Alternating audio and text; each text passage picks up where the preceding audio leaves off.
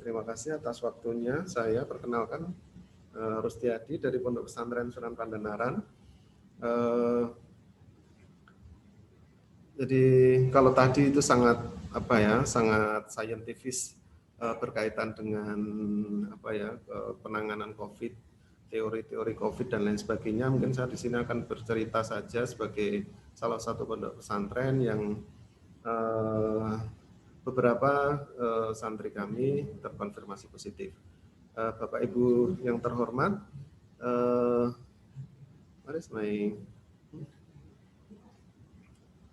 screen saya kok belum kelihatan ya Kak ya? Oh, wait. Ya. Oke, Bapak Ibu yang terhormat, sambil menunggu slide presentasi keluar, jadi ada beberapa hal yang ingin saya sampaikan. Yang pertama terkait dengan pondok pesantren kami ketika menangani kasus terkonfirmasi kasus. Nanti di slide presentasi sangat jelas bagaimana alur penanganan dan bagaimana santri-santri kita karantina, isolasi dan lain sebagainya.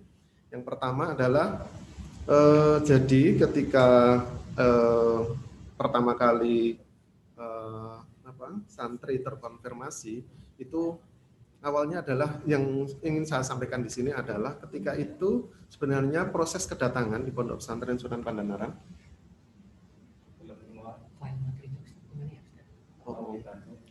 I will share it by WA.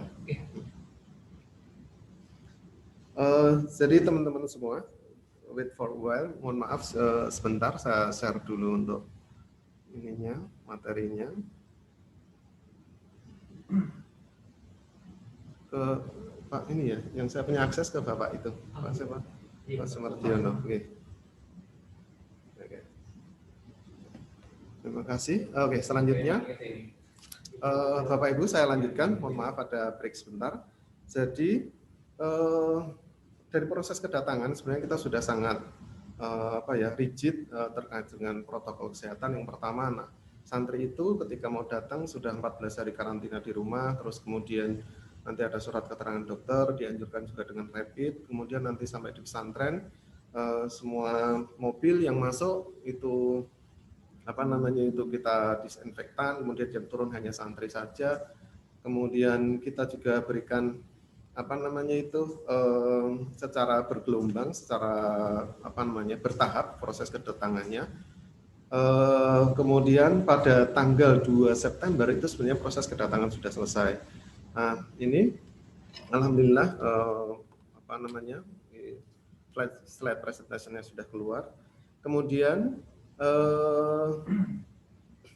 pada tanggal 28 September 2020 itu kasus konfirmasi positif di Pondok Pesantren Sunan Pandanaran. Tapi sebenarnya ini ada yang saya sampaikan tadi, ada beberapa gejala yang sudah disampaikan oleh Bapak Dokter dan Ibu Dokter itu tentang anosmia. Jadi awalnya itu sebenarnya kita checking kesehatan sudah sangat rigid. Pagi sore kita cek suhu dan lain sebagainya. Tapi kemudian ada santri yang tidak menyadari bahwa dia merasa sangat sehat, tidak merasa pusing, dan lain sebagainya. Tetapi dia tidak bisa mencium. Nah, kemudian baru setelah itu kemudian oh itu termasuk jadi salah satu gejala. Jadi mungkin Bapak Ibu peserta webinar mungkin bisa memberikan note bahwa sebenarnya kadang karena kondisi santri rata-rata juga mereka sangat sehat seperti itu, physically sehat, tapi insidely kan kita nggak tahu ya. Nah kemudian waktu itu baru setelah itu diketahui ada yang anosmia, terus kemudian baru setelah itu sudah berkomunikasi dengan siapa saja, kemudian dilakukan tracking, rapid dan lain sebagainya. Oke, kita biar tidak kemana-mana, saya akan membacakan. Jadi mohon maaf ini masih bentuknya file, tapi sudah sangat summary, sangat ringkas. Jadi ketika tanggal 28 September 2020 Pondok Pesantren Sunan Pandanaran menghadapi musibah tersebut, yang pertama yang harus dilakukan jadi penemuan kasus ini untuk identifikasi termasuk dalam kontak erat, kasus suspek, kemudian kasus konfirmasi. Tadi sudah dijelaskan oleh dokter, mohon maaf Ibu, yang itu Ibu dokter Ida. Tadi ada beberapa dan memang ternyata sudah sangat berubah ya. Dulu ODP dan lain sebagainya. Dan PDP, ODP dan lain sebagainya. Kemudian kontak erat, kasus suspek, kemudian kasus konfirmasi. Di pengalaman di Pondok Pesantren Sunan Pandaran juga menggunakan seperti itu. Jadi ada beberapa kasus kontak erat adalah santri yang memiliki riwayat kontak dengan kasus konfirmasi. Kemudian kasus suspek ini adalah yang dicurigai tadi dan mereka berkontak dengan terkonfirmasi positif, kemudian kasus yang konfirmasi atau yang setelah dilakukan swab kemudian mereka dinyatakan positif. Kemudian bagaimana manajemen kesehatan santri dalam menanggulangi hal tersebut itu meliputi karantina atau isolasi, kemudian pemantauan, pemeriksaan spesimen dan komunikasi.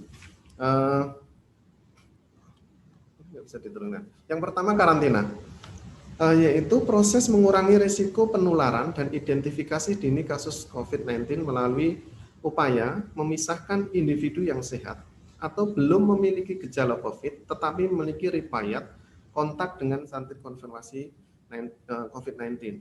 Kemudian ada isolasi dan mungkin garis besarnya begini. Jadi pemisahan ini meliputi satu, ketika diketemukan ada yang bergejala, kemudian kita melakukan rapid.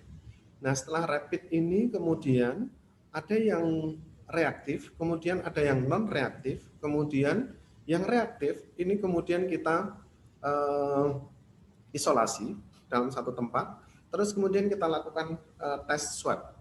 Kemudian dari tes swab tersebut itu kita mendapatkan hasil. Setelah hasil kemudian yang terkonfirmasi positif, mereka kemudian kita isolasi tersendiri dan itu sangat jauh dari penduduk, pemungkinan penduduk. Di situ hanya betul-betul orang yang terkonfirmasi, tempatnya juga sangat luas. Kemudian nanti yang reaktif tetapi dia negatif, itu kemudian kita sendirikan juga. Mereka juga tetap harus menjalani proses isolasi mandiri selama 14 hari. Kemudian ada beberapa anak yang kontak, yang tadi mungkin di atas tadi ada yang kontak dengan anak-anak baik non reaktif atau non negatif ataupun positif, itu kemudian juga kita karantinakan. Jadi nanti di situ di pesantren itu pada akhirnya itu ada yang isolasi untuk yang positif, isolasi yang reaktif tetapi non positif, kemudian yang berkontak, kemudian ada yang khusus untuk santri-santri yang sehat. Dan di tempat santri yang sehat sendiri pada akhirnya juga kita coba untuk organize, kita manage untuk memecah kalau tadinya kita beraktivitas dalam satu hall, kemudian kita pecah menjadi 5. Di Komplek Putri itu kita coba menjadi 5, kemudian dengan tetap sistem jaga jarak seperti itu. Jadi tetap pada akhirnya nanti sampai di tempat yang sehat pun kita kemudian kita pecah-pecah menjadi beberapa bagian, kegiatannya juga kita cepat sampai bagian. Lanjut, kemudian manajemen kesehatan pada kasus kontak erat itu dilakukan dilakukan karantina, kemudian selanjutnya mungkin yang lebih spesifik, yang tadi kontak erat itu nanti tetap karantina selama 14 hari, terus kemudian mereka diberikan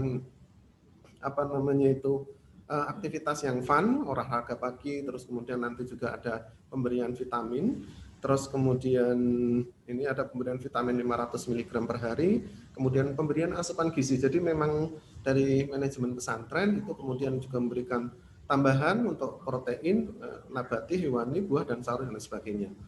Kemudian bagaimana dengan kesehatan pada manajemen kesehatan pada kasus yang suspek? Nah itu sama, jadi kita lakukan isolasi, kemudian pemeriksaan rapid test, kemudian pemantauan kesehatan itu dilakukan setelah perkara itu. Jadi kita lakukan pagi sore. Jadi checking kesehatan itu terutama suhu itu dilakukan pagi dan sore. Kemudian pemberian vitamin itu vitamin C 2 kali 500 mg per hari. Ini yang untuk yang suspek. Kemudian ada vitamin D itu 1 kali 400 mg per hari. Kemudian kita juga kasih madu, jamu dan obat herbal itu seperti jahe dan lain sebagainya, kita tetap kita tetap berikan kepada anak-anak.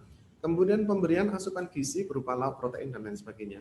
Bagaimana dengan yang terkonfirmasi positif itu juga sama. Jadi isolasi kasus ini di Kompleks 9 karena juga sudah disebutkan di situ, itu adalah satu tempat di mana itu memang sudah sangat jauh, itu di pinggir sungai, terus kemudian jauh dari pemukiman penduduk seperti itu. Kemudian dilakukan karantina selama 14 hari, kemudian pengambilan spesimen swab oleh petugas kesehatan dari Puskesmas, Ngaglik, dan Dinas Kesehatan Sleman. Kemudian pemantauan kesehatan harian dilakukan secara berkala oleh pengurus meliputi cek saturasi, suhu, dan lain sebagainya. Kemudian bisa naikkan lagi. Kemudian pemberian vitamin C, vitamin D, dan lain sebagainya, jamu, dan lain sebagainya. Kemudian untuk kasus konfirmasi dengan gejala anosmia setelah masa isolasi selesai, itu diberikan suplementasi vitamin saraf neurodet 2 kali 1 sampai gejala hilang. Kemudian pemberian asupan gizi sama. Kemudian bisa dinaikkan lagi Bapak. Oke, mohon maaf. Nah ini alur penanganan ini ya, mungkin agak sedikit ini nanti bisa di copy untuk materinya ini, bisa diturunkan Mas. Ya, diturunkan saja nanti itu bisa di ini. Oke, wait. Ya. Nah ini mungkin tentang data ya Bapak Ibu, biar teman-teman juga bisa jadi belajar mungkin di pesantren-pesantren yang basicnya pesantren, nanti bisa belajar juga terkait dengan kasus yang ada di pesantren. Agak naik lagi Kakak. Turun. Nah, yang ini. Oke, yang sebelumnya. Nah, ini dia. Jumlah kasus konfirmasi ini sampai update tanggal 20 Oktober. Ini jadi kasus pertama itu pada tanggal 29, ini 41.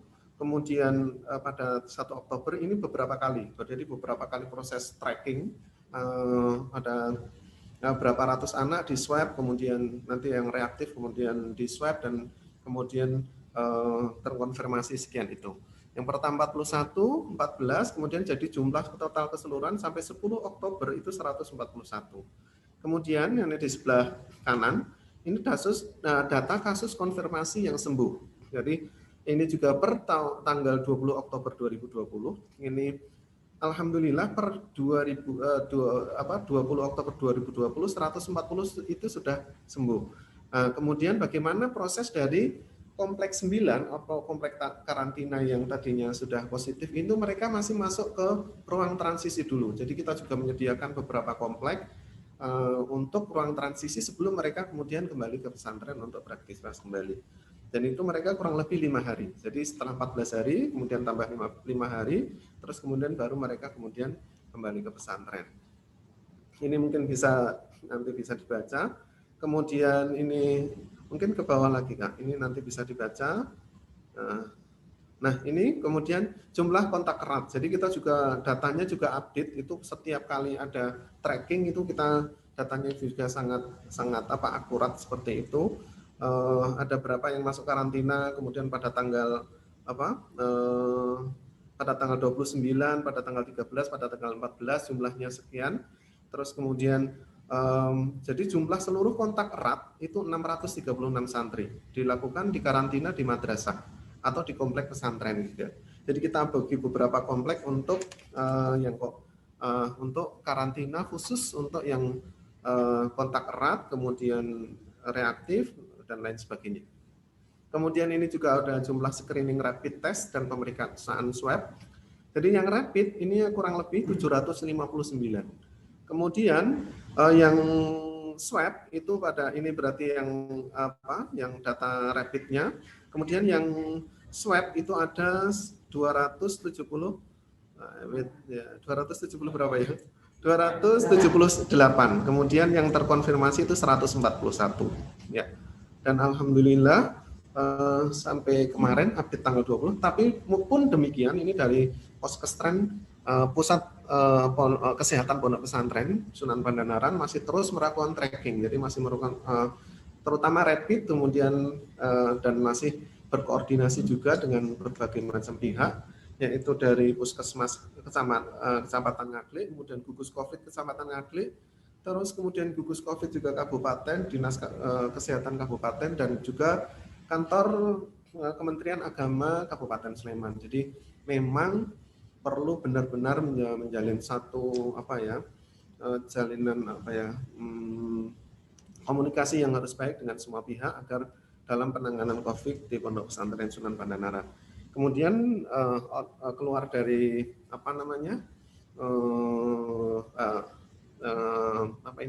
slide presentation itu, kemudian bagaimana dengan kegiatan di pesantren. Jadi untuk pesantren kegiatan itu nanti ada beberapa. Yang pertama kegiatan di pesantren. Kegiatan di pesantren mereka tetap melakukan satu wajib. Jadi kalau pagi itu mereka melakukan wajib itu olahraga, dan itu kita bagi beberapa sesi dengan tetap physical distancing seperti itu. Kemudian setelah itu juga ada penguatan spiritual, itu ada mujahadah, ada membaca sholawat dan lain sebagainya. Terus kemudian juga tetap melakukan kegiatan aktivitas sehari-hari, tetap bermain dan kemudian mengaji Al-Quran, kemudian bacaan-bacaan sholawat dan lain sebagainya. Jadi mereka tetap melakukan aktivitas biasa, namun demikian juga mereka tetap melakukan dengan protokol kesehatan. Dan belajarnya dari situ adalah para santri pada akhirnya juga lebih aware. Jadi kalau sebelumnya mungkin mereka juga gimana seperti itu, sekarang kalau kemana-mana ya sudah bisa. Jadi belajar itu yang mungkin yang mahal. Kemudian tadi juga sudah saya sampaikan, memecah kerumunan itu ya, memecah konsentrasi kegiatan yang tadinya terpusat menjadi satu, dan kita sudah tidak menggunakan masjid yang diakses oleh umum itu untuk kegiatan. Jadi semenjak pertama kali datang, kita akses kegiatan anak-anak hanya di dalam pesantren. Artinya pesantren benar-benar lockdown. Orang tua juga tidak diizinkan untuk bertemu secara langsung, itu untuk ketemu langsung dengan para santri. Nah, tadi sudah saya sampaikan di Komplek Putra itu nanti kita bagi menjadi 3 kelompok kegiatan. Mereka sudah berjalan dengan sangat baik. Kemudian di Komplek Putri itu kita pecah menjadi 5 sub kelompok kegiatan. Kemudian kalau di pengajian itu sudah masih dikelompokkan lebih kecil lagi, sudah sangat rigid ya, per kelompok hanya ada 15 dan lain sebagainya gitu. Kemudian bagaimana dengan sekolah? Jadi sekolah kita masih melakukan offline, daring. Jadi anak-anak itu datang tetap ke sekolah, kemudian mereka menggunakan fasilitas komputer, kemudian guru memberikan materi, terus kemudian mereka belajar. Tapi yang nomor 2, mereka akan, karena jumlahnya sudah sangat banyak, kita juga bisa melakukan dengan kegiatan LKS. Jadi guru itu memberikan LKS, lembar kerja siswa, kemudian nanti teman-teman dari pengurus itu yang kemudian mendistribusikan. Mereka kemudian sambil pagi mereka nanti apel, berdoa, terus kemudian checking suhu, terus kemudian mereka beraktivitas belajar gitu. Kemudian yang tidak kalah pentingnya sebenarnya adalah pendampingan. Jadi sebenarnya kemarin itu juga anak-anak yang mungkin di sini ada banyak dokter anak, sehingga mungkin nanti bisa lebih banyak untuk pencerahan tentang hal tersebut. Ternyata anak-anak yang penting adalah bagaimana pendampingan secara psikologis itu. Jadi ditanya bagaimana anak kabarmu, kemudian kita juga kasih kesempatan untuk yang reaktif dan kemudian yang terkonfirmasi untuk komunikasi dengan orang tua menggunakan Zoom. Dengan menggunakan video call. Jadi menggunakan WA. Tapi kemudian dari pihak sekolah itu kita ada tim BK yang itu juga melakukan pendampingan secara psikologis. Nah, mungkin catatannya kita juga seharusnya memberikan pendampingan kepada anak-anak yang sehat. Karena anak-anak itu sebenarnya juga karena ada situasi seperti itu, kemudian anak-anak juga perlu dikuatkan dan perlu dikasih pemahaman yang baik, kemudian dikuatkan juga secara mental spiritualnya. Nah, itu kita lakukan. Jadi kita punya tim BK yang sangat solid, dan di situ kita juga punya beberapa psikolog yang dari psikologi dari tim BK yang melakukan pendampingan secara efektif. Kemudian kalau bagaimana dengan kerjasama ya, memang ini menjadi sangat penting bagaimana menjalin kerjasama dengan semua pihak untuk menangani kasus ini, karena kalau tidak ya memang itu sangat berat sekali. Tetapi kemudian di dalam pesantren sendiri juga membuat satu gugus, nanti gugus COVID pesantren yang punya beberapa divisi, ada yang bagian berkomunikasi dengan pihak luar, kemudian ada yang dokter, Yang di pondok pesantren kami ada dokter dan ada beberapa dokter, ada poskestren, sehingga mereka sangat intens juga berkomunikasi dengan dinas kesehatan. Intern di manajemen pesantren juga selalu rutin melakukan evaluasi, kemudian setiap minggu. Dan itu ada beberapa, sebenarnya mungkin ada 3 hari 2 harian yang kalau informasi-informasi yang cepat itu bisa dilakukan komunikasi lebih detail gitu.